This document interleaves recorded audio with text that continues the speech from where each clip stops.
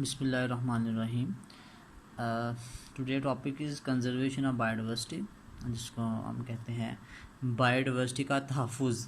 ठीक है जी, कि बायोडाइवर्सिटी जो है हमारी उसको कैसे महफूज किया जा सकता है, उसको कैसे तहफ़्फ़ुज़ दिया जा सकता है, उसके बारे में पढ़ेंगे। तो कहते हैं ड्यूरिंग द लास्ट सेंचुरी, पिछली सदी के दौरान, loss of biodiversity has been increasingly observe. तो कहता है हमने ये महसूस किया है या ये ऑब्ज़र्व किया है कि जो हमारी बायोडाइवर्सिटी है उसको नुकसान पहुंच रहा है।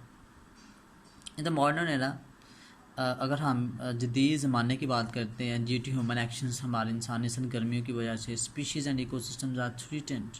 जो स्पीशीज़ हैं, जो इकोसिस्टम्स हैं, उनको ख़तरा जो है वो ख़तरा बरहक है।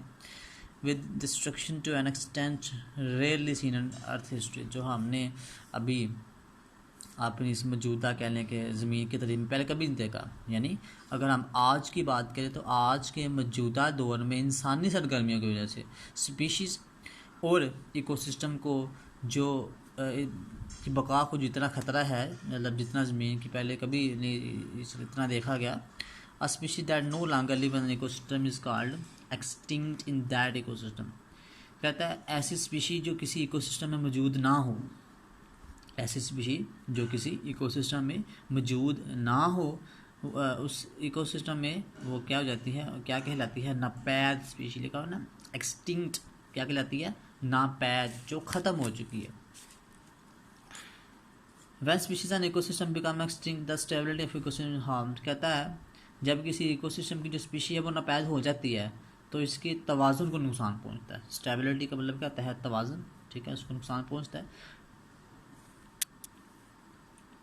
Biologists warn that global ecosystem would collapse if biodiversity continues to be reduced at the same rate। तो कहता है जो बायोलॉजिस्ट हैं वो इस चीज़ से हमें आगाही देते हैं कि अगर आलमी इकोसिस्टम में जो बायोडाइवर्सिटी की जो कमी में इसी तरह रफ्तार से जारी रही तो ये इसके जो कह लें कि रिजल्ट्स हैं वो बड़े मतलब ख़तरनाक हो सकते हैं, इन शॉर्ट।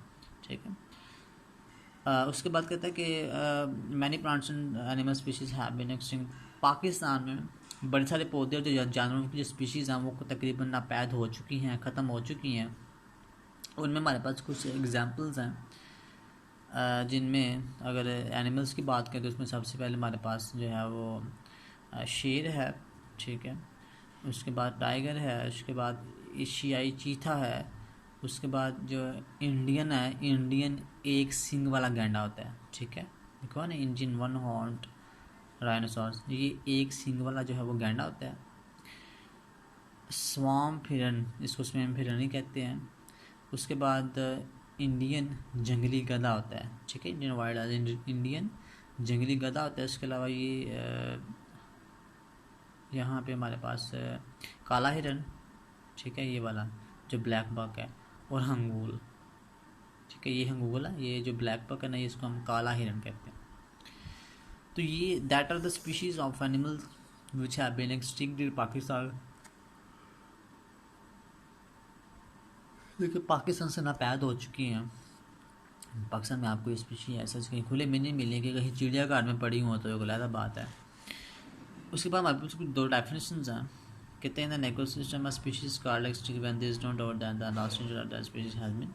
कहता है स्पीशी को नापैद स्पीशी तब कहते हैं किसी इकोसिस्टम में जब इस बात की हमें कन्फर्मेशन हो, जब हमें कोई शक ना हो कि इस स्पीशी का जो आखिरी जानदार वो मौजूद है या नहीं, यानी मौजूद नहीं है।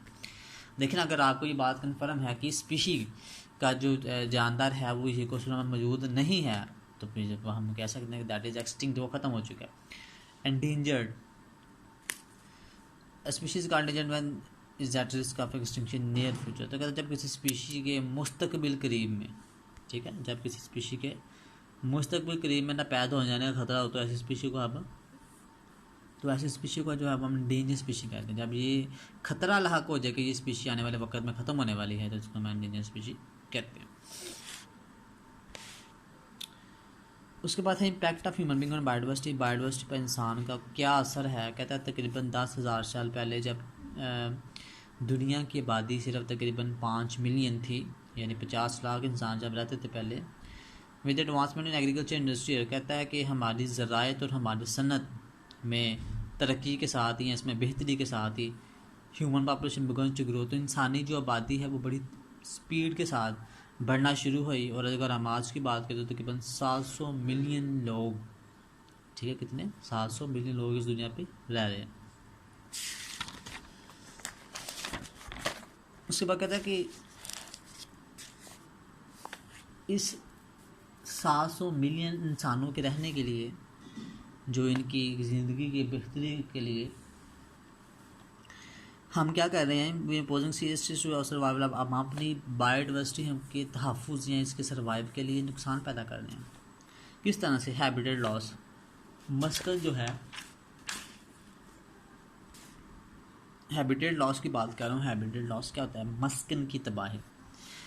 अब चूंकि चैप्टर नंबर 1 की बात करें तो वहाँ आप लोगों ने मस्कन की जो डेफिनेशन है, जिसको हम हैबिटेट कहते हैं, वो वहाँ पे बड़ी कि habitat is area where an organism live. मस्कन वो जगह है, हैबिटेट वो जगह है जहाँ पे कोई जानदार रहता है। तो अगर आप किसी जगह पे रहने वाले जानदारों का जो एनवायरनमेंट है वो ख़राब कर रहे हैं, अगर कोई प्लांट्स पे रह रहे हैं, कोई दरख्तों पे रह रहे हैं, तो वहाँ ट्रीज़ काट रहे हैं, तो इट मीन्स आप उनके कैसे कहते हैं, हैबिटेट को लॉस कर रहे हैं, उसको नुकसान पहुँचा रहे हैं। डिफॉरेस्टेशन, जंगलात की कटाई। ओवर हंटिंग जो है, इसको हम कहते हैं ज़्यादा शिकार।